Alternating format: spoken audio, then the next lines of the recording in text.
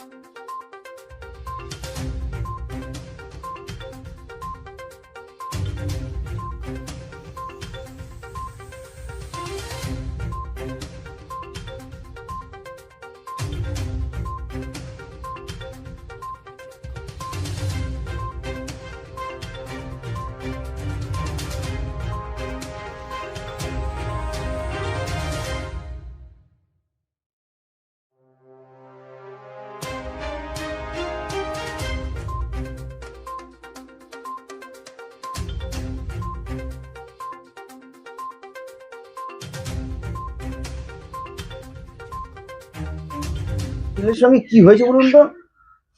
আমার ছেলের সাথে হয়েছে, আমি স্কুলে নিয়ে গেছি, আমার স্কুলে ঢুকতে দেয়নি।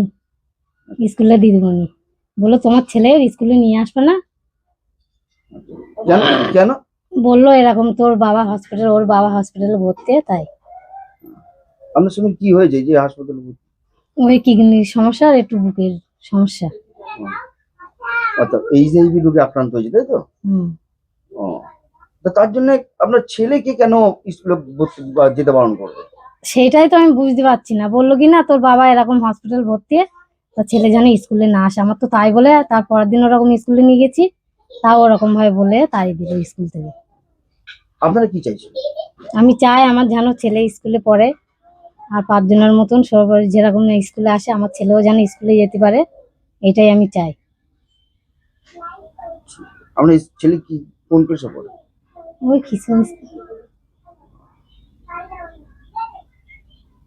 ছেলের সঙ্গে কি হয়েছে বলুন তো? আমার ছেলের সাথে হয়েছে, আমি স্কুলে নিয়ে গেছি, আমার স্কুলে ঢুকতে দেয়নি। স্কুলে দিদিমণি বললো তোমার ছেলে স্কুলে নিয়ে আসবে না। কেন কেন? বললো এরকম তোর বাবা হসপিটাল, ওর বাবা হসপিটালে ভর্তি, তাই। আপনার সঙ্গে কি হয়েছে যে হাসপাতালে ভর্তি? ওই কিডনির সমস্যা আর একটু বুকের সমস্যা। অর্থাৎ এইচআইভি রোগে আক্রান্ত হয়েছে, তাই তো? ও, তা তার জন্য আপনার ছেলেকে কেন স্কুলে যেতে বারণ করবে?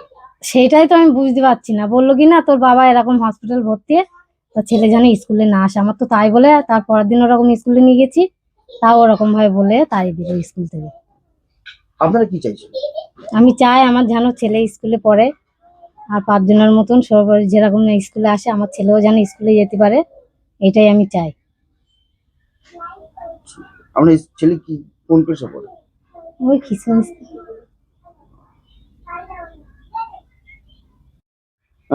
ঘটনাটা কি হয়েছে বলুন তো? করোনাটা দাদার শরীর খারাপ, একটা কিডনি নষ্ট হয়ে গেছে, পেটে জল জমেছে, সে এখন মৃত্যুর সঙ্গে হসপিটালে লড়াই করছে।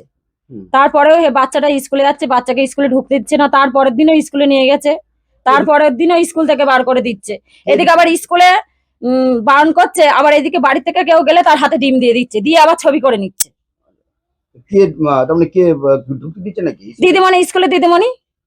আচ্ছা, তো এই যে এইচআইভি যে রোগটা হয়েছে বা যে শারীরিক যে এরকম তো প্রচুর মানুষের হয়, বা তাদের পরিবারের কারোকে তো স্কুলে যেতে বারণ করে না। তো এই দিদিমণি বারণ করছে, দিদিমণিকে নাকি কে কে অবজেকশন করছে যে এরকম বাচ্চা যেন স্কুলে না আসে। তাহলে বাচ্চার এখানে কি দোষ আছে? তো এতে তো বাচ্চাটার ভবিষ্যৎ নষ্ট হয়ে ভবিষ্যৎ নষ্ট করে দিচ্ছে তো এই গ্রামের লোক, মেম্বার প্রধানেরা যদি বলে যে না বাচ্চা স্কুলে আসবে, তাহলে তার দিদিমণির ক্ষমতা হয় এসব কথাগুলো বলার?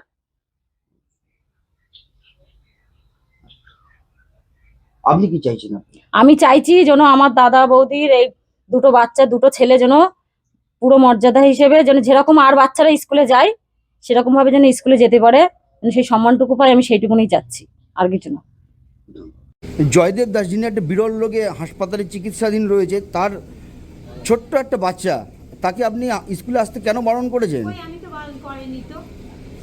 আপনি বারণ করেছেন, তাদের বাড়ির থেকে এসডি অফিসে এটা পুরো মিথ্যে অ্যাপ্লিকেশন দিয়েছে ওরা।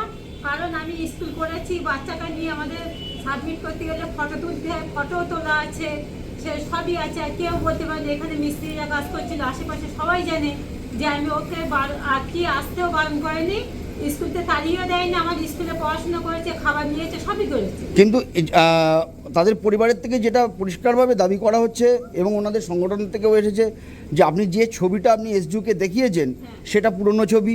তার কারণ ওই জামা পরে ওই দিন উনি আসেনি, ওই বাচ্চাটাকে ওই জামা পরে পাঠায়নি। তারপরেও আপনি পাঠিয়ে দিয়েছেন, তারপরে ওর মা এসছে, তার মাকেও আপনি বলেছেন যে আপনাকে বাচ্চাকে পাঠাবেন না। কেন করেছেন এটা? পুরোই এটা মিথ্যে কথা। আমি যদি ওই ডেট যদি না থাকে, আপনারাও আমার ফোনে দেখতে পারেন, সেই সময় ডেট সেই সব কিছুই, আরে যে কটা বাচ্চা আছে যা আছে সবই আপনারাও দেখতে পারেন। আমি কোনো রকম অন্যায় করিনি এতে, ওটা পুরনো ছবি না, আপনারাও ফোনে দেখে নেন। একটা ছবি তুলিনি, আমি অনেকগুলো ছবি তুলেছি। আপনারাও তো জানেন যে ফোনে সেই ডেট সেই তারিখ সময় সবই থাকে, আপনারাও ফোন আমার আছে কাছে, আপনারাও দেখতে পারেন। আমি কোনো অন্যায় করিনি, ওকে তাড়িয়েও দেয়নি, কিছু ওকে কোনো কিছুই বলেনি, খাবারও নিয়ে গেছে, পড়িয়েছি আমি। তাহলে অন্য মিথ্যে অ্যালিগেশন দিয়েছে আমার। কেন আপনার বিরুদ্ধে হঠাৎ করে কেন মিথ্যে? আমি কি করবো বলুন? কেউ যদি আমার পিছনে ষড়যন্ত্র করে, এতে আমার কি কোনো হাত আছে? সেটা আমি কি করতে পারি? আপনার নাম কি? হ্যাঁ হ্যাঁ, আপনার নাম কি? আমার নাম ছবি হালদার। হ্যাঁ, ছবি হালদার। ছবি হালদার। হ্যাঁ।